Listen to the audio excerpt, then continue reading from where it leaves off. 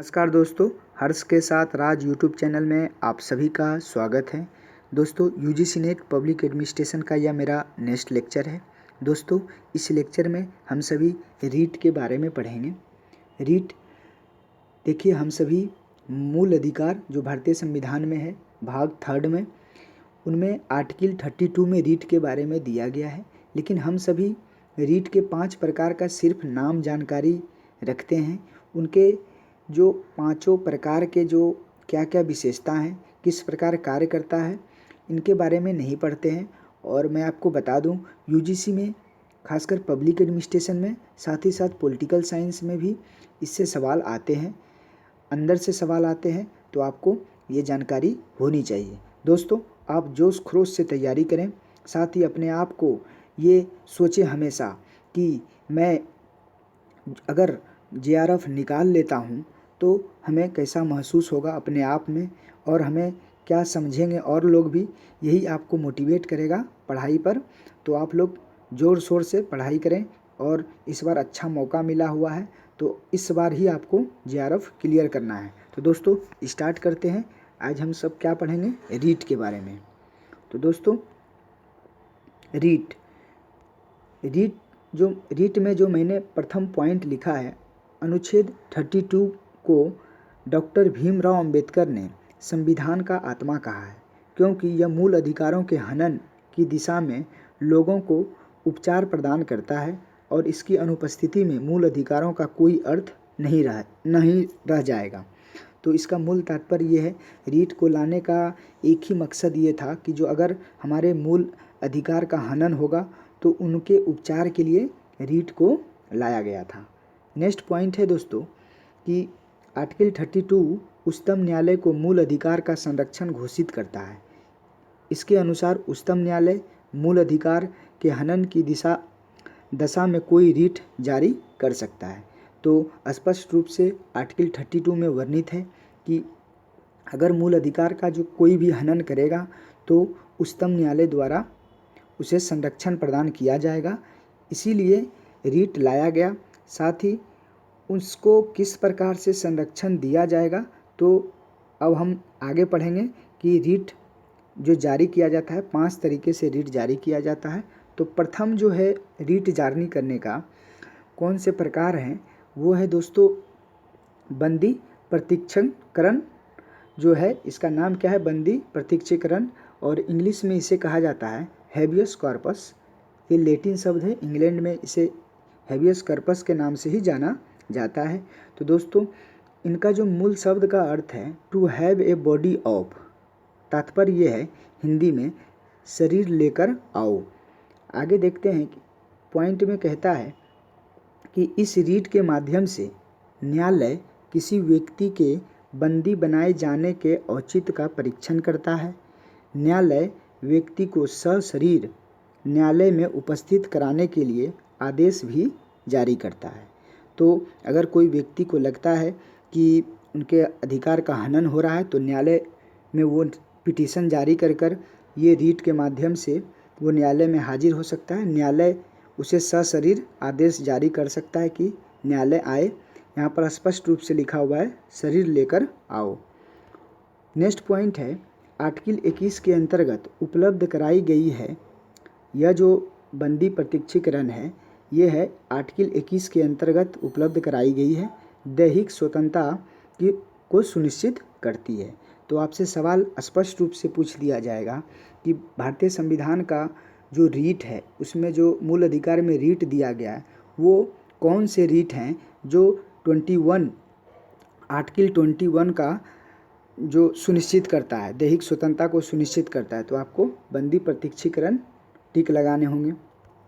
Next point है दोस्तों कि कोई व्यक्ति न्यायालय से अधिकार पूर्वक इस रीट की मांग कर सकता है, जबकि अन्य रीटें न्यायालय विवेकानुसार जारी करता है। तो बंदी प्रत्यक्षीकरण एकमात्र ऐसा रीट है अगर कोई व्यक्ति को लगता है कि उन्हें उनके अधिकार का हनन हो रहा है तो वो अपने पिटीशन याचिका के माध्यम से ये रीट जारी करवा सकते हैं। न्यायालय को लगेगा तो वो ज़रूर एक्सेप्ट करेंगे तो आप बराबर में न्यूज़ में सुनते भी होंगे कि याचिका दायर किया गया है, तो इसी के माध्यम से होते हैं। और लास्ट पॉइंट है जो कि यह रीट राज्य एवं व्यक्ति या किसी निजी संस्था के विरुद्ध भी जारी की जा सकती है। तो दोस्तों एकमात्र ऐसा ये रीट है बंदी प्रत्यक्षीकरण कि यह रीट राज्य, व्यक्ति, किसी निजी संस्था के विरुद्ध भी जारी की जा सकती है। तो आपसे सवाल पूछे जा सकते हैं कि वैसा कौन सा रीट है जो राज्य, व्यक्ति या किसी निजी संस्थाओं के विरुद्ध भी जारी किया जा सकता है? तो हैबियस कॉर्पस बंदी प्रत्यक्षीकरण है। आप समझ रहे होंगे, बंदी प्रत्यक्षीकरण को आप स्पष्ट समझ लिया। नेक्स्ट है दोस्तों जो रीट है वो है परमादेश या समादेश। उसकी इंग्लिश में नाम है मेंडमस और इनके मूल शब्द के अर्थ हैं वी कमांडेड, मतलब हम आदेश देते हैं। तो दोस्तों इसका जो अर्थ है परमादेश का, जब कोई लोक पदाधिकारी अपने दायित्व का, यहाँ पर एक पॉइंट छूट गया है, दायित्व का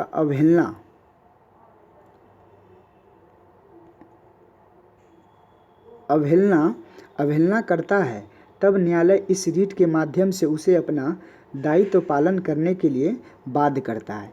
तो आप देखते होंगे जो सार्वजनिक पद पर लोक पदाधिकारी हैं वो अपने दायित्व, अगर उनको जो दायित्व दिया गया है संविधान में, जो उनके काम करने के लिए दिया गया है, अगर वो उनको अवहेलना करते हैं, उसे नज़रअंदाज करते हैं, तो न्यायालय परमादेश मतलब उन्हें आदेश देते हैं।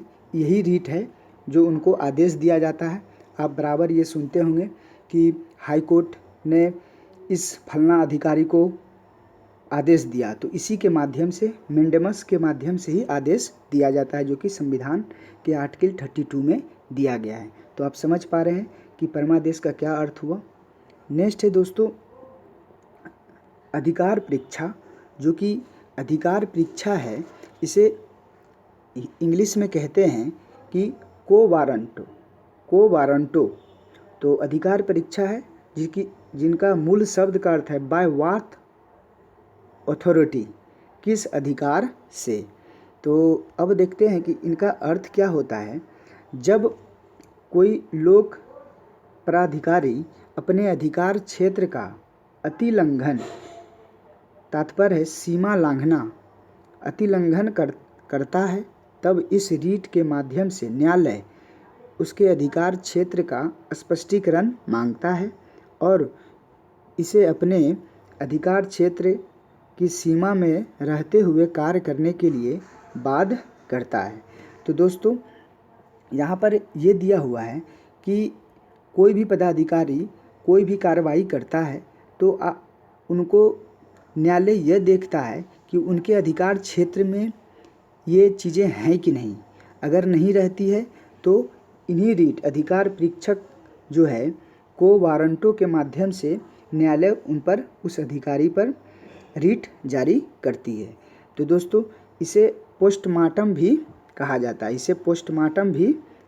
है, तो सवाल ये पीसीएस में भी पूछे गए हैं कि कौन से रीट है जिसे पोस्टमार्टम भी कहा जाता है, तो वो है अधिकार परीक्षक है, इसे पोस्टमार्टम भी कहा जाता है। तो आप अधिकार परीक्षक के बारे में, को वारंटों के बारे में समझ पा रहे होंगे कि अगर कोई भी अधिकारी सार्वजनिक पद पर जो हैं, अगर वो अपने दायित्व जो उनके अधिकार क्षेत्र हैं उसको अगर लांघते हैं, तभी ये रीट न्यायालय अपने अधिकार क्षेत्र, मतलब उससे स्पष्टीकरण मांगा जाता है कि क्या अपने अधिकार, आपके जो आपके द्वारा किया गया कार्य है वो आपके अधिकार क्षेत्र में आता है, तो आता है कि नहीं आता है, तो इसी रीट के माध्यम से पूछा जाता है और रीट जारी किया जाता है।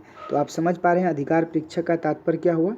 नेक्स्ट है दोस्तों प्रतिषेध है, जो कि प्रोविशन इनका इंग्लिश नाम है।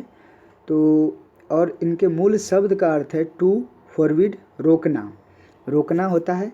तो इनका जो पॉइंट है, प्रथम पॉइंट, यह रीट केवल न्यायिक और अर्ध न्यायिक इकाइयों के विरुद्ध जारी किया जा सकता है। आप इस पॉइंट को अच्छे से नोट कर लें और समझें कि मैंने जो ऊपर के 3 रीट बताए वो न्यायिक अर्ध न्यायिक नहीं था।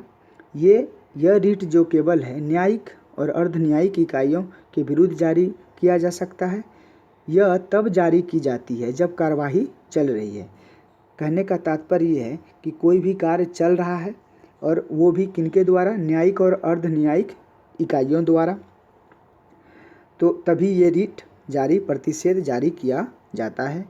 नेक्स्ट पॉइंट है, यह रीट के माध्यम से वरिष्ठ न्यायालय उस इकाइयों को विधिवाद कानून से बाहर होने से रोकता है। अगर वरिष्ठ न्यायालय को लगता है कि नीचे के न्यायालय द्वारा वो अपने कानून से बाहर हो रहे हैं, तो तभी ये प्रतिषेध जारी होता है। सिर्फ ये न्यायिक और अर्ध न्यायिक इकाइयों के विरुद्ध ही जारी किया जा सकता है। तो आप समझ पाएँ कि प्रतिषेध मतलब क्या होता है। और जो लास्ट 5th जो रीट हैं दोस्तों, उनका नाम है उत्प्रेषण, जो कि ससरियाइज इसको बोला जाता है इंग्लिश में, और इनका मूल शब्द है टू बी क्रिटिफाइड, प्रमाणित होना। तो इनका जो प्रथम पॉइंट है दोस्तों, इसका जो प्रथम पॉइंट है उत्प्रेषण का, यह तभी जारी की जाती है जब कार्यवाही पूर्ण हो चुकी हो और निर्णय सुनाया जा चुका हो। तो जैसा कि आपने देखा प्रतिषेध कब ये जारी किया जाता है, प्रतिषेध रीट कब जारी किया जाता है, जब कार्यवाही हो चुका रहता है, तो कार्यवाही चल रही होती है। लेकिन उत्प्रेषण जो है ये कब जारी किया जाता है, जब कार्यवाही चल रही है या निर्णय सुनाया जा चुका हो। तो आप अंतर समझ रहे हैं कि प्रतिषेध में कब जारी किया जाता है, जब कार्यवाही जो है चल रही होती है, कोई भी कार्य चल रहा था।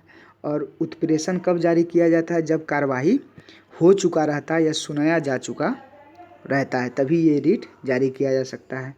नेक्स्ट पॉइंट है, यह रीट केवल न्यायिक और अर्ध न्यायिक इकाइयों के विरुद्ध जारी किया जा सकता है। जिस प्रकार प्रतिषेध है उसी प्रकार उत्प्रेषण भी है, न्यायिक और अर्ध न्यायिक इकाइयों के विरुद्ध जारी किया जा सकता है।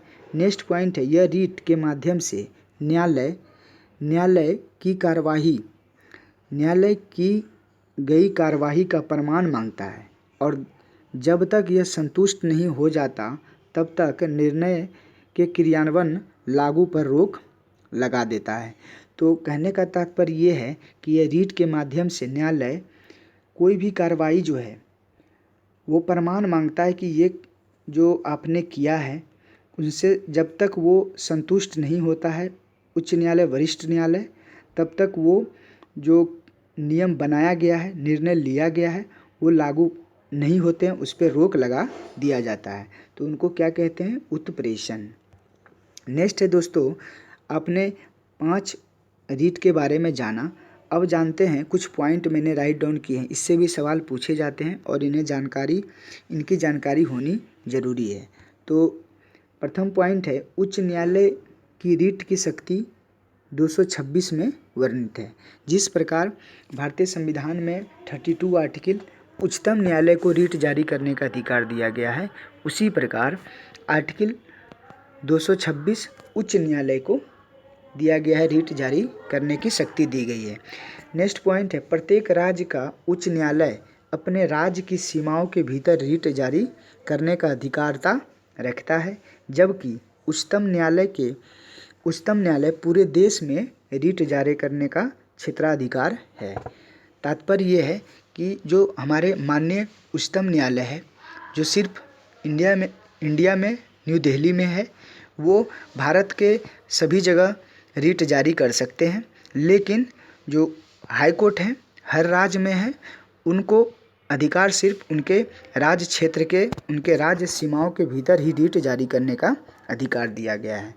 नेक्स्ट जो पॉइंट है कि उच्चतम न्यायालय आर्टिकल 32 के अंतर्गत केवल, आप ध्यान से इस पॉइंट को देखें क्योंकि सवाल आपसे पूछे जा सकते हैं। तो जो उच्चतम न्यायालय है आर्टिकल 32 के अंतर्गत केवल मूल अधिकार के उल्लंघन पर ही रीट जारी करने की शक्ति रखता है। तो आप देख रहे हैं, अगर मूल अधिकार का हनन होता है तभी माननीय उच्चतम न्यायालय द्वारा रीट जारी किया जाता है। लेकिन है यहाँ जो हाई कोर्ट है, लास्ट पॉइंट मैंने राइट डाउन किया हुआ हूँ, उच्च न्यायालय जो हाई कोर्ट है, आर्टिकल 226 के अंतर्गत मूल अधिकारों के उल्लंघन के अतिरिक्त अन्य प्रयोजनों उद्देश्यों के लिए भी रिट जारी करने की इनको शक्ति दिया गया है। तो दोस्तों, आप समझ पा रहे हैं कि रिट के मामले में किनको शक्ति ज़्यादा है, तो वो है हाई कोर्ट को, उच्च न्यायालय को, क्योंकि ये मूल अधिकार के अलावा अन्य उद्देश्यों के लिए भी रिट जारी कर सकते हैं। तो अगर आपसे सवाल पूछे जाएंगे, स्टेटमेंट पर आधारित सवाल पूछे जा सकते हैं कि पूछा जाएगा कि सुप्रीम कोर्ट उच्चतम न्यायालय को रिट जारी करने का अधिकार मूल अधिकार के साथ अन्य उद्देश्यों के लिए भी रिट जारी कर सकते हैं। ये स्टेटमेंट क्या हो जाएगा? गलत हो जाएगा। और लेकिन ये अधिकार किस में दिए गए हैं? उच्च न्यायालय को दिए गए हैं। तो आपको ये बातें ध्यान में रखनी है। तो दोस्तों, आपने इस लेक्चर में रीट के बारे में जाना और आप प्रीवियस ईयर के क्वेश्चन बैंक देखें तो आपसे स्पष्ट सवाल पूछे गए हैं, इससे रीट के अंदर से सवाल पूछे गए हैं, तो आप समझ पा रहे हैं। तो दोस्तों, आपको लेक्चर अच्छा लगे तो ज़रूर लाइक करें। दोस्तों, आपसे हमारी विनती है, लाइक करें, साथ ही साथ आपके जितने भी दोस्त हैं उसे भी शेयर करें, क्योंकि उनको भी कुछ फ़ायदा इस लेक्चर से हो सके। और सिर्फ मैंने एग्ज़ाम ओरिएंटेड बना रहा हूँ, जिससे आपको कम समय में बिना भटकाव के आप एग्ज़ाम को समझ पा रहे हैं। सबसे पहली बात तो यही होती है कि आप एग्ज़ाम के पैटर्न को समझ लिए तो निश्चित तौर पर आपका एग्ज़ाम क्लियर हो जाएगा। तो दोस्तों, इसी के साथ आप पढ़ाई अच्छे से करते रहें। थैंक यू, धन्यवाद।